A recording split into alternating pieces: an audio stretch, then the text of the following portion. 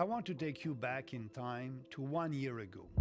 1 year ago, we got to watch a landmark moment in Canadian history, the largest human rights protest Canada has ever seen, the most inspiring act of civil disobedience I have ever experienced, the Freedom Convoy.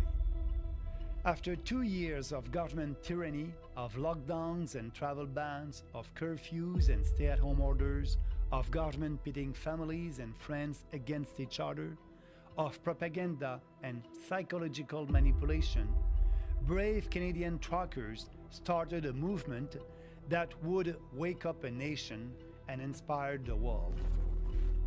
Starting from the west and then the east, they made their way to Ottawa. The line of trucks and cars grew as they passed through each city and province. Patriotic Canadians gathered on highway overpasses, waving flags and raising homemade signs. 13 months ago, they began to arrive in Ottawa. The career politicians that walked the halls of Parliament were reminded that these buildings, this country, belong to us. They were reminded that Canadians are not just serfs paying taxes to support their insane globalist projects. We are a proud people, not to be treated like cogs in some broken machine. Trudeau smeared the protesters as racist and misogynist. The fake news media painted it as an occupation.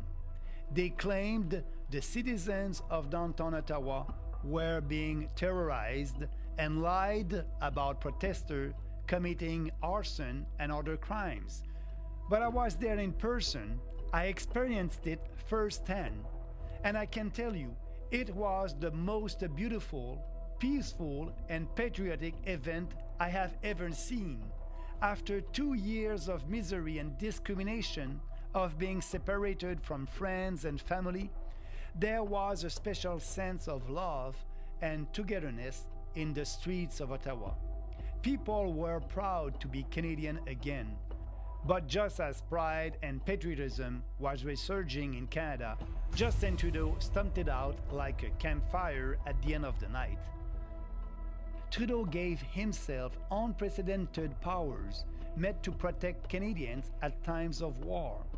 He weaponized the financial system, shutting down fundraisers and freezing people's bank accounts without due process. Stormtroopers took to the streets, shooting journalists with tear gas and trampling people with horses. We were reminded the tyrants are still in control. Even though the Freedom Convoy was violently crushed, it was still a brilliant success. Public opinion had turned. Provincial government started to quietly drop mandates and restrictions. In the years since the convoy, the political establishment has done everything they can to sap the momentum out of this populist uprising. They've used every tool in their arsenal. The corporate media are still vilifying protesters and preventing the other side of the story from being told.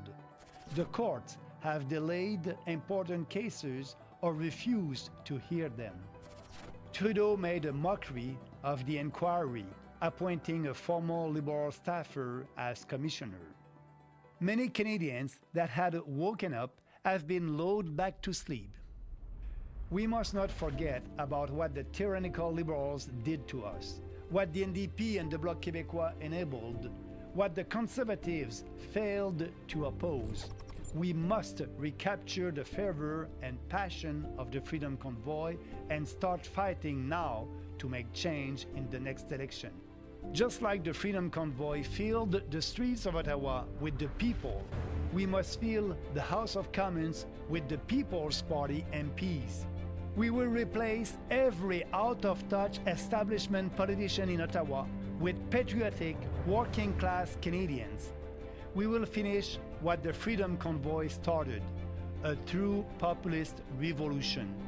It won't be easy. I will need your help to do it. become a member of the People's Party of Canada to join the fight to give the power back to the people.